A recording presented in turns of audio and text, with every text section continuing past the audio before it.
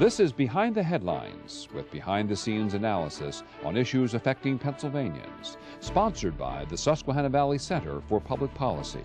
Now, here's your host. From Erie to Philadelphia, from Scranton to Pittsburgh, it's Behind the Headlines, the state's #1 public affairs program. I'm Charlie Greenwalt, Senior Fellow for the Susquehanna Valley Center for Public Policy, and I'm joined, as usual, by my co-host, Mara Donnelly. Mara, welcome. Hello, Charlie. Happy New Year. Thank you. Happy New Year to you, too. Well, I hope we have a very bright and productive and enjoyable 2014 in front of us. I think we will. For us and for our viewers. And I think we're going to start it out right. We're going to start it out by taking a look at what might happen in 2014, and what better person to do that with than Dave Patti, who is the president and CEO of the Pennsylvania Business Council. Welcome back to the show, Dave. Thanks. And Happy New Year. Happy New Year to the two of you. Thank you. Well, we thought we'd do something that we've done with you in the past. We thought Mara and I put our heads together and we came up with questions about the political and the economic climate here in Pennsylvania over the next year, and we wanted to see what you had to say about it. We talk about presidents and governors living in the fishbowl, so Yes. This is my turn now. And you notice it's a little murky, so.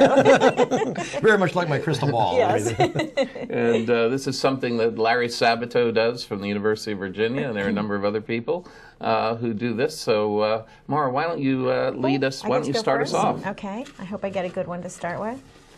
Do my best Karnak here. Okay. Dave. Oh, okay. Here's a good one. What's going to be the new thing in Pennsylvania? Last few years, we've heard a lot about Marcellus Shale. What do you see is one of the biggest topics coming up? Well, when you said new thing, Marcellus Shale, I was thinking about technologies. And I don't know that it's new. Pennsylvania's been a leader in software and in life sciences for a long time.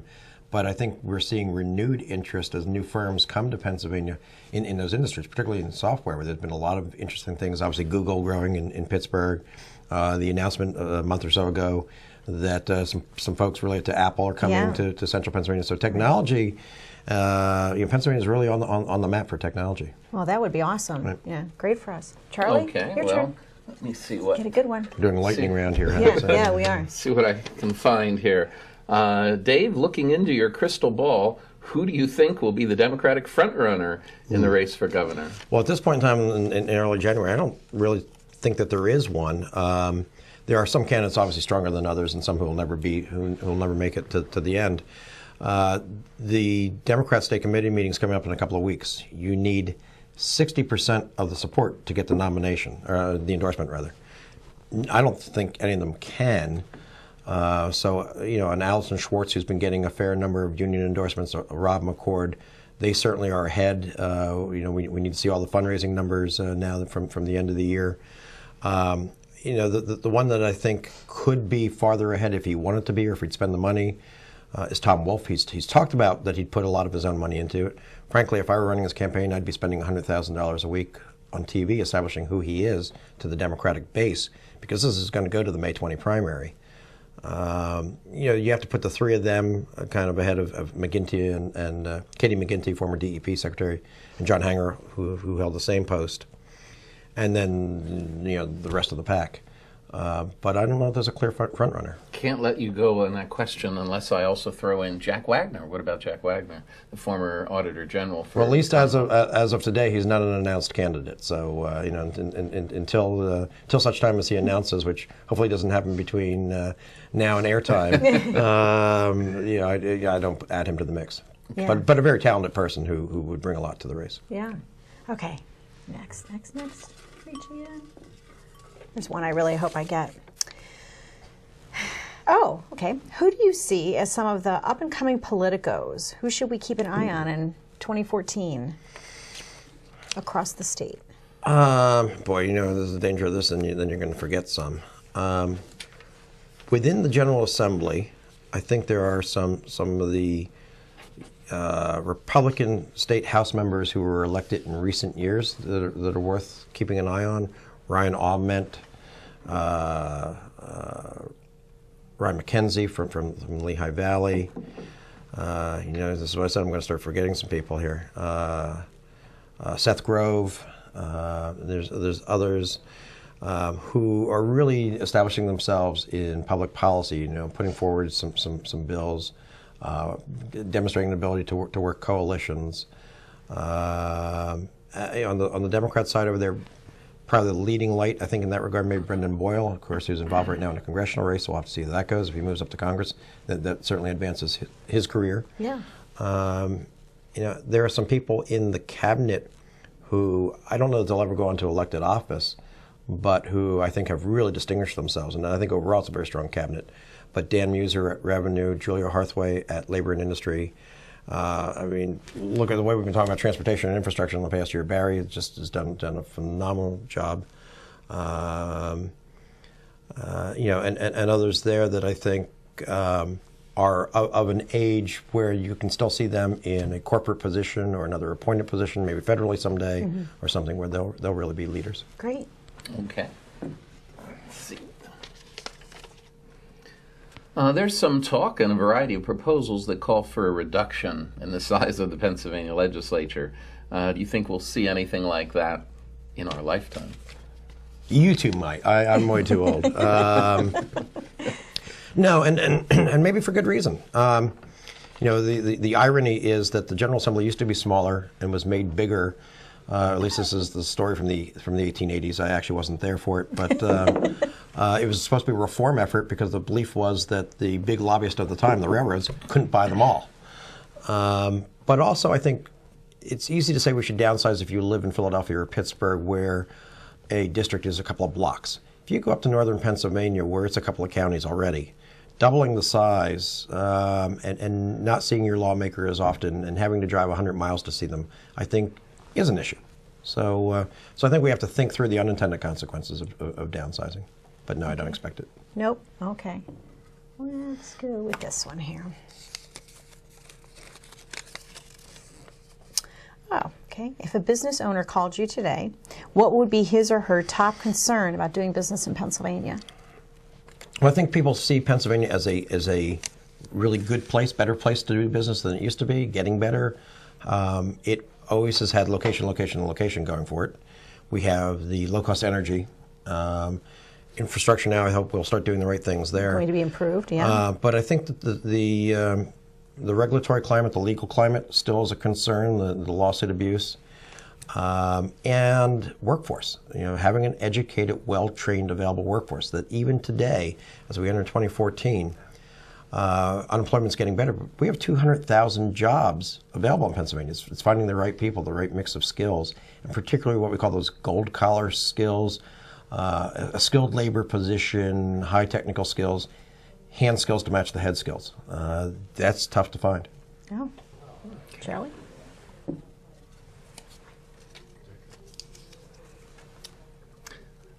If you were Governor Corbett, what would your New Year's resolution be? Well, he back in September he made the lose weight, get in shape resolution, and wow, looks great. It's working for him. Yeah. He and Mrs. Corbett, I know she's very proud of him that he I'm not sure I'm supposed to disclose on air how much he lost, but he did quite well, and I think I think he just sounds like he's ready for this campaign. He's ready to go. He's been great, and I think the infrastructure win and other things that are going well in the legislature have helped him there.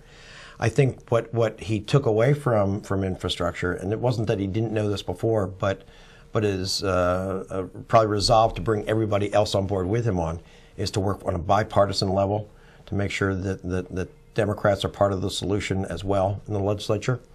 And also, I think what energized him and again, it's probably resolved to try and bring other lawmakers and members of his support team along on, is to work with organized labor. That the private sector and public sector, particularly, or I should say the private sector in management and labor, with private sector unions, the trades, are much more on the same side than they're on opposite sides. And we saw that in infrastructure, and I think that I would differentiate public labor unions from private labor unions. But private labor unions, private sector labor unions, and business and government can work together to solve some problems, and we'll continue to do so. And Senator Hines certainly showed that Republicans could work with unions. Yes, yes. Yeah. Well, as I think a lot of lawmakers throughout Pennsylvania's history have shown. Oh, now we're getting choosy, looking for the hard ball. Is anybody paying attention to what I'm doing here? Yeah. Okay, this is the one I wanted. Okay. You know, I've seen this happen with the electorate. We'll just keep on going until we get the one. Till you find that. Okay, who do you think is going to win the World Series in 2014? Pirates. Oh, good answer. Yeah. I think that they demonstrated the ability to move on. I mean, somebody who watched them in the 70s and everything and remembers those great series. Not only with Roberto Clemente, but again back in '79, and it was fun to watch. But maybe Boston and the Pirates, that would be a fun series. And I would love that. Yeah. Because I'm not a big Boston fan in any shape. So how long does Chip Kelly stay with the Eagles? And shouldn't Roy Halladay, who still seems to have gas in the tank, shouldn't he have just learned a knuckleball? He could have pitched for another 5 years. I don't know that anybody learns to throw the knuckleball. From what I understand from pictures, you just either are born to it or not. Yeah. So I'm not sure about that one. And I don't want to jinx the Eagles' playoff hopes. Well, let's see.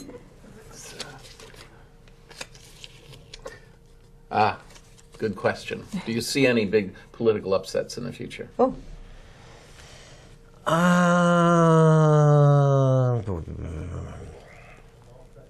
don't know that it's an upset.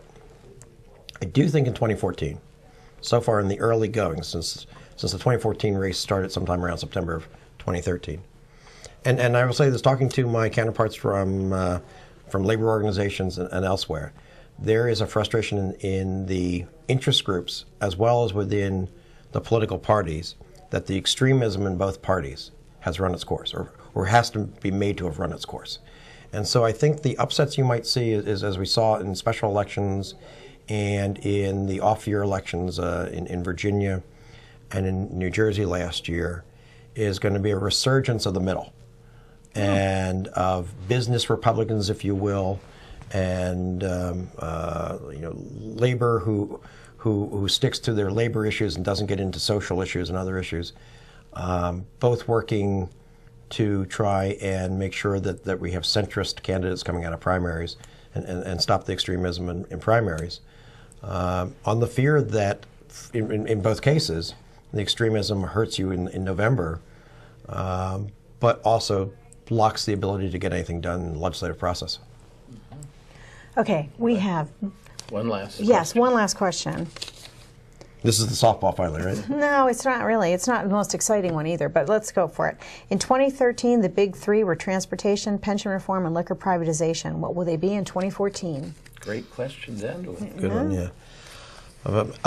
Pension, I'm gonna since we asked for top three, I'm gonna make pension number one and number two. Okay. And I mean number one in that we have to do something about the state public pensions, and there's no doubt about it. It's eating the rest of the budget, and has become unbearable. I mean, that it's going to soon be costing billions of dollars a year in terms of what it cost us to fund that.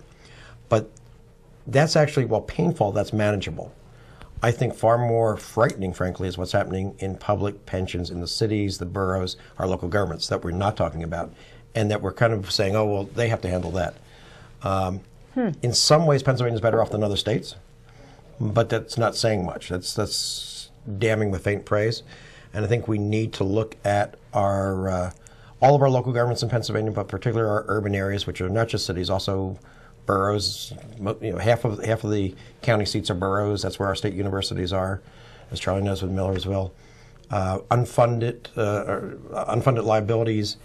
It's hard to take care of when you're property tax based, and you have in those urban centers non-taxed organizations. So I think those two, and then they lead into the budget.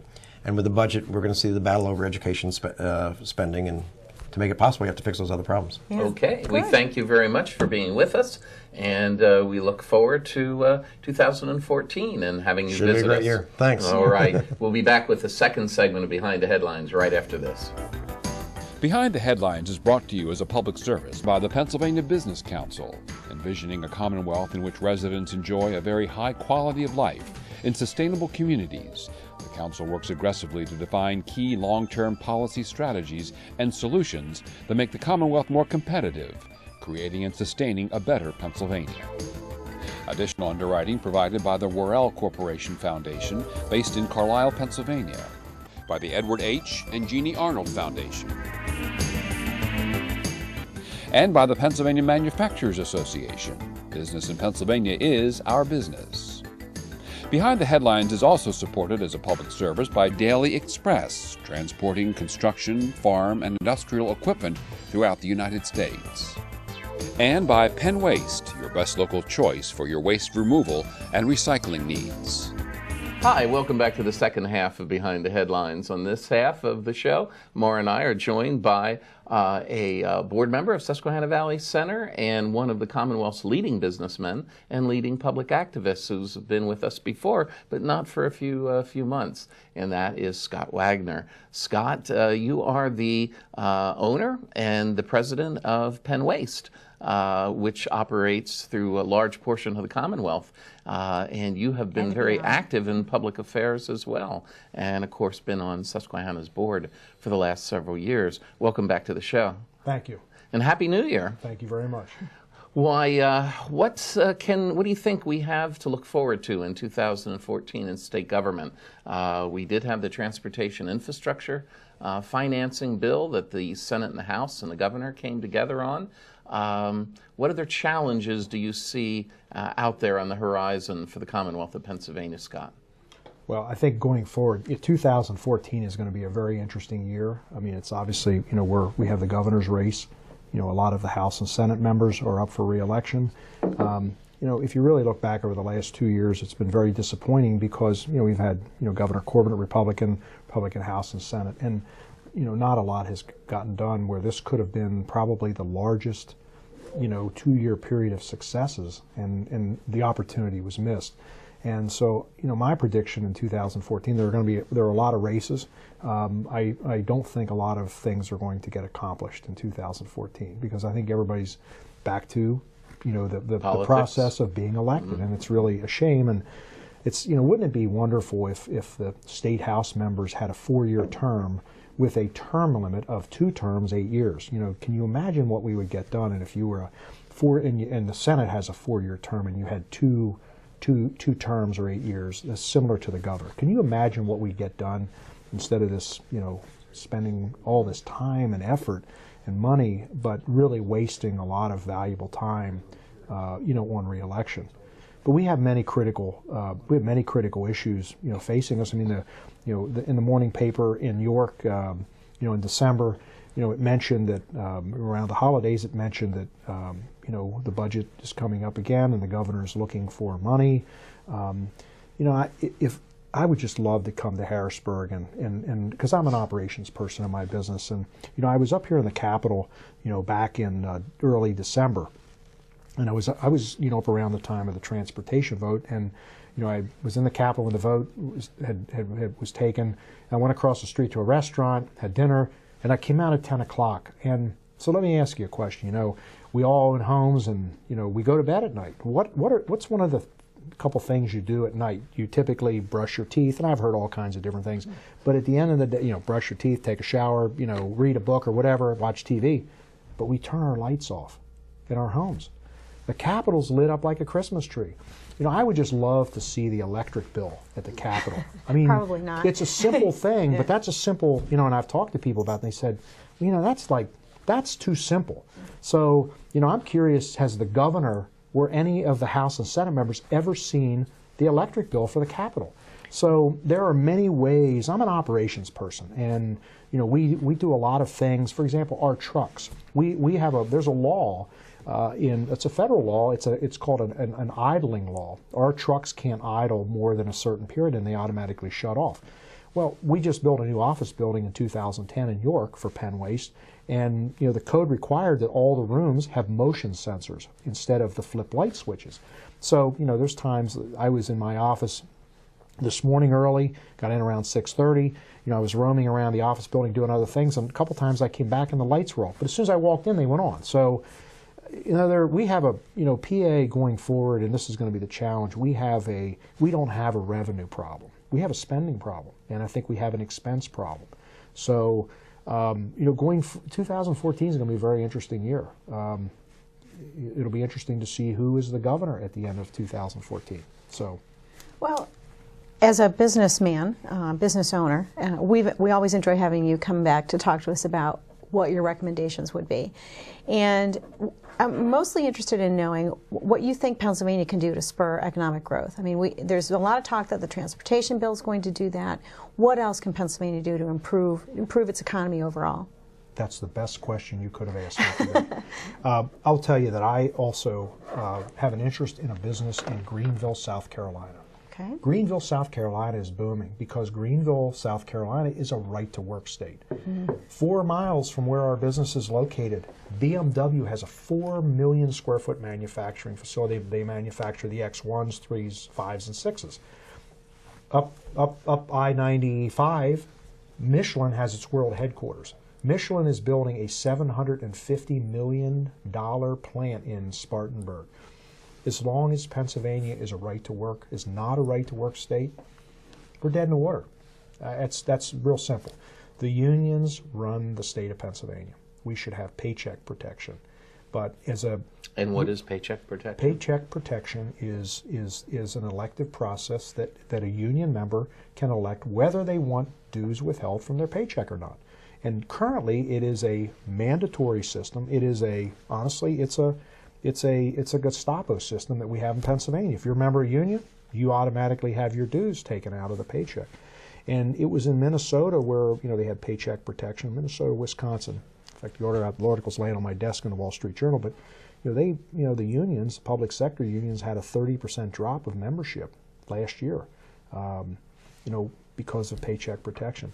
But listen, we have to wake up in the state of Pennsylvania. We have a liquor store system. I buy my wine in Maryland because I go to a specialty wine store. Because when I walk in and I ask the owner of the wine store, I'm looking for something, and he suggests, something, and I buy it because you can't get it in PA. But you're located close to the border and you travel there frequently. I could go to the state liquor store here in PA and buy a bottle of wine. And if I want to ship it to somebody in Pittsburgh, I can't ship it. I went to a mailbox UPS store a couple months ago to ship a bottle of wine to someone in PA. I couldn't ship wine. I mean, come on, we're living in the Stone Ages. So, but if the number one state right now for attracting business is Texas. And you know who the number one salesman is in Texas? It's Governor Rick Perry. Governor Rick Perry's calling people on the phone and saying, hey, this is Governor Rick Perry. We want you to come to Texas. I'll come up and see you. Why don't you come see me? And you know what? They're moving in droves. And a lot of them are moving from California. I mean, it's It's It's a little bit of a no-brainer. Yeah, there. It's a no-brainer. But if we don't become, there are a lot of reforms. I've been on the show talking about workers' comp reform. Guaranteed, as I sit here today, there are a minimum of 25 workers' comp fraud cases that will occur today. On an annualized basis, it's almost 10,000 cases. The average workers' comp fraud case costs between $250,000 and $500,000 to settle out. So if you have 10,000 of those a year at $250,000, that's $2.5 billion that it's costing PA businesses. I mean, workers' comp fraud cases, someone gets injured. We had, again, I've talked about this case, a dozen times at least. But we had a case in 2005. A guy came to work for us, worked as a temporary for 90 days. We hired him. The first week he was on our payroll, came in and said, I hurt my back. And we found out through discovery, and we can't find any of this information out, we found out through discovery that he had an $80,000 settlement, workers' comp settlement from another company. And when he came and applied and came to work at our company, he failed to mention that employer and a couple others. And so there should be a database that the guy, there are deadbeats in the system. There are a lot of good people, and there are a lot of programs, and we also have a lot of programs that were set up over the years that were set up for a specific period of time, and they just continue to be extended. Another one that took place in December was the extension of unemployment benefits. The president is asking, for unemployment benefits to be extended beyond 2 years. There are a lot of jobs out there, and it becomes if we extend, and I feel for a lot of people, but there are jobs out there that can be filled. You may not make what you made before, but if you get a third year of unemployment and a fourth year, it's becoming welfare to a certain degree. But there are jobs out in the market. So, but I go back to right to work. It's a huge deal. And if you look at the right to work states, you look at the states in the South, all the large auto manufacturers, VW has a plant, I believe, in Tennessee. Toyota has a plant. You go through the southern states, Alabama, Tennessee, Texas, South Carolina, North Carolina, the right to work states. Pennsylvania, if we don't do something now, we're going to look like Detroit. And honestly, there are parts of Pennsylvania that are starting to look like Detroit. So we have to wake up. I'm going to throw you a little bit of a curveball. This is a question or a subject matter I don't think we've ever talked about, but as a business owner, I know you have to deal with it on a daily basis. Healthcare. We've got a lot going on the federal level. We've got some stuff going on the local level. Where do you see the Affordable Care Act going? Where do you see Pennsylvania over the next coming years? Penn Waste and also my trucking company KBS, we're self-insured. We're in a program with 25 or 30 other companies. Mm-hmm. The answer to that is we simply don't know. And when it's not good though. Well, the worst thing in business is uncertainty. Mm-hmm. And if you are trying to operate your business in an uncertain environment, I mean, we have customers that we have to go out. We have sales reps. We bid contracts. We go out and we may bid a municipal contract with a fixed price for 3 years. Well, if our healthcare cost is going to double, how are we going to absorb those costs? It's uncertainty. We simply don't know. And we have a lot more control, over our healthcare expenses, and we have a great program in our company. But honestly, the answer is uncertainty. Yeah. That's not good. No, it's not good. Well, in about the last 45 seconds of the show, Scott, could you give us your prediction for what the state's economy is going to look like in this new year of 2014? Where's the economy in Pennsylvania headed at this point? The economy is either going to be flat or it's going to go down. It is not going to grow. In York County, in December, we had 245 foreclosures in our county. We have a large contractor, defense contractor, BAE, that is going to lay off 135 workers this month. We have to take action. Harrisburg has to take action. Harrisburg has to clean up its house, because we are not going to attract new companies. And again, we just talked about the healthcare uncertainty. There's far too much uncertainty.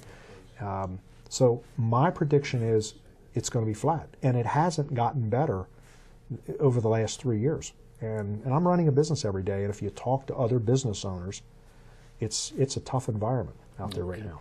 All right. Well, Laura and I want to thank you so much for coming and spending time with us, and we'll see you again next week right here at the same time.